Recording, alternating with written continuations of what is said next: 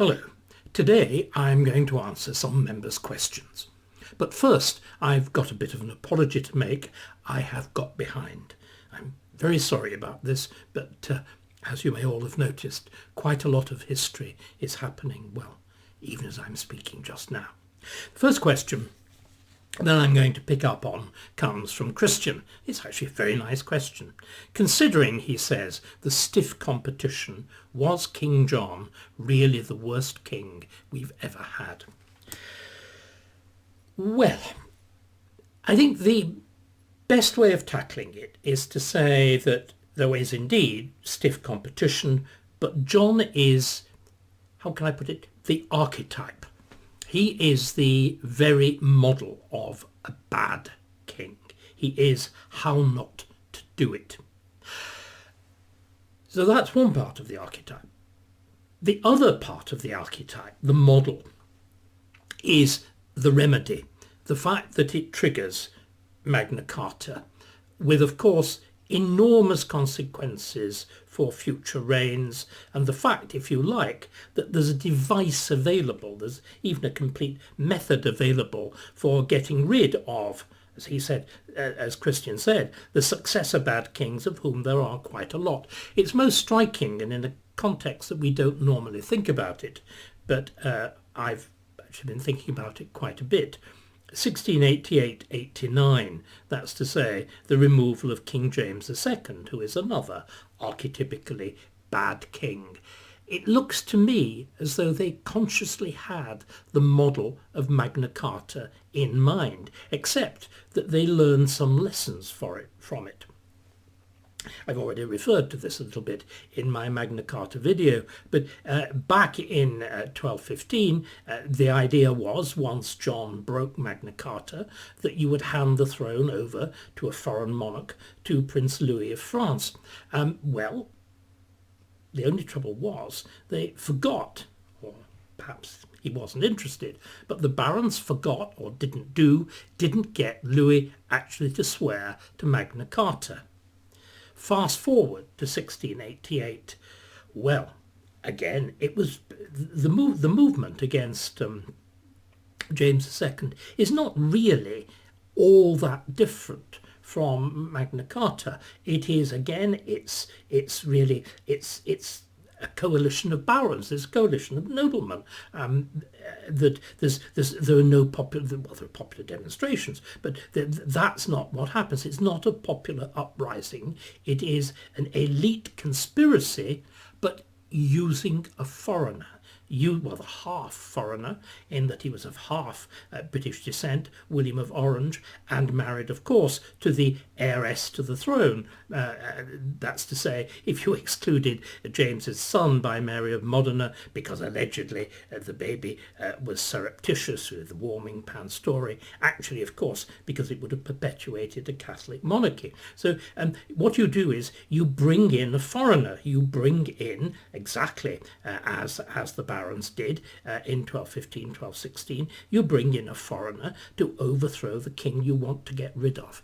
But did the barons and did Parliament, or the convention as it theoretically was, did the convention and its leaders enforce the condition on William? William could only have the throne if he swore to the Bill of Rights, which leads to that permanent shift of power between the Crown and Parliament, which had been envisaged way back, genuinely envisaged by the first draft of Magna Carta, by the Magna Carta of 1215, but really required 1689 to bring it to full realisation. So you can see the setup in 1688-89 is astonishingly similar to that of 1215. You have a baronial rising which realises it can only overthrow the monarch with foreign intervention, but the shift of gear, do you get the foreigner to swear to the new terms of kingship, to the new, as it were, contractual element of kingship, or don't you? They didn't in 1215, 1216, they do in 1688-89. But anyway, back to John. So he's an archetype. He's an archetype of how he's bad, and he's an archetype in in solutions and remedies, and thereby, of course, you could argue he has one of the biggest legacies of any English monarch. Magna Carta genuinely is, at least not the version of 1215, but the version of 1216, it genuinely is the foundation of our parliamentary constitution. So John's legacy is way, way up there. Bad kings can have legacies just as much as good kings. But reverting to why he's bad, again, one of the other many common themes of badness in kings, and it's enormously exemplified by John, is that they lose wars and they lose territory. And in John's case, both on an enormous scale. He had inherited, despite the absentee monarchy of his elder brother Richard Coeur de Lion, he had inherited the vast territories of the Angevin Empire in France, and he proceeds to lose the lot.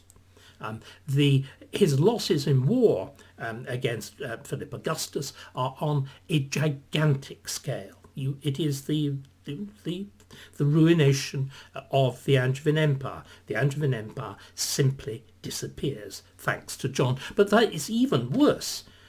He loses his vast French dominions in war and by military defeat. The political crises at home in England force him to give England away. England is surrendered to Rome as a papal fief. The most extraordinary act of admittedly, carefully politically calculated surrender of authority by any monarch in English or British history. It's completely extraordinary. It was, of course, to get back the church on side after he'd been engaged in a major struggle with the Pope, with Innocent III. So there is then this characteristic feature of so many of our worst kings, that they undergo huge military defeat. So you have John losing the vast Angevin Empire in France to Philip Augustus. Again, you have Edward II with his shattering defeat at Bannockburn at the hands of the Scots, over whom Edward first, his father, the Malleus Scotorum, had come within a whisker of establishing a proper sovereignty. The huge territorial losses of Henry VI in France, arguably on an even greater scale than John. Henry VI had inherited his father's dual monarchy, the monarchy of England and France, created by the Treaty of Troyes.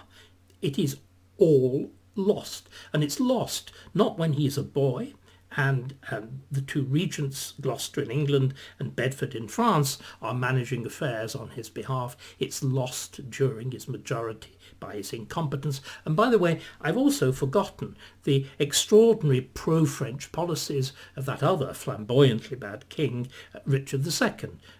And the frequent French, at that stage, the French turn things round and start attacking England on a considerable scale, which is why over much of the south, and particularly the southeast, Kent and whatever, you will get small castles, large fortified manor houses. It's partly because there's popular insurrection, peasants' revolt and all that, but there's also genuine fear of French raiding. So you get something like Hever Castle, for example, where we've discovered recently you have about the best preserved portcullis mechanism in Europe.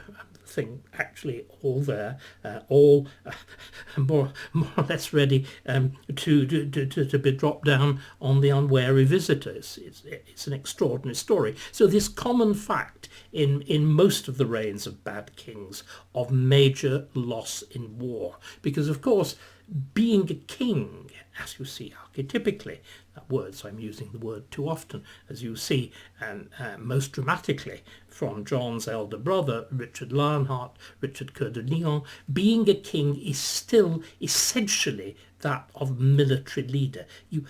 All the great medieval English kings are great warriors, Edward I, Edward III, Henry V, Henry IV, arguably, and so on. They're great warriors. Even Henry VII has to win the throne in battle and defends it twice in battle. It's only really after with and after Henry VIII that the element of direct military activity by the monarch becomes much less significant, though Elizabeth, remember, is very fond of playing the game herself and turns up when the armies are mustered before, whilst there's still fear of the landing of the Spanish Armada. She actually turns up, in a military role, wearing a pretty little silvered breastplate, looking a bit like Madonna, I suppose. Anyway, that's another matter. So the question of loss in war. John is also, of course, tyrannical, and in many ways he is a pure gangster king. That's the other aspect to him. I mean, he behaves, in other words, a little bit like Putin, to use a very modern analogy. You get a despoilation of anybody with any money and people who didn't within the kingdom, and randomly and incompetently aggressive policies abroad. The two things being close relations of each other. But again, one very interesting thing with John, a bit like the Nazis, a bit like Eichmann with the horrors of the concentration camps, John is a brilliant recorder. John, in exactly the same way that the Nazis keep, because they're bureaucratically obsessed, keep extraordinarily good records of those who were sent to the concentration camps and so on. In exactly the same way, John keeps very good records of his own misbehaviour. The great series of medieval roles really get going fully under John. And this, of course, it provides the irony. We know that John is so bad because his own records show that he is bad. So there we have it. John, indeed terrible, and a kind of model of a bad king. But remember, there is no king, however bad, whose reputation in changing circumstances can't be rescued. So, come the Reformation, come Henry VIII's struggle with Rome, John suddenly finds himself dramatically rehabilitated because he too had incurred an interdict. He too had a major struggle with Rome, especially over the appointment of an Archbishop of Canterbury. And the story repeats itself. So for that brief moment in the early 16th century, John shines forth, not as bad King John, but as good King John. Hello, and thank you for watching David Starkey Talks. If, as I very much hope, you're enjoying them, why not become more actively involved and join my members club? As a member, you'll be able to take part in the members-only weekly question and answer session, suggest topics for forthcoming videos, and have priority booking for my forthcoming live events. And while you're at it, why not have a look at the store page on my website, davidstarkey.com. There you can purchase t-shirts and other merchandise, buy signed copies of my books, and, if you're feeling brave and a bit flush, even arrange to take me out to lunch. Thank you once again for watching.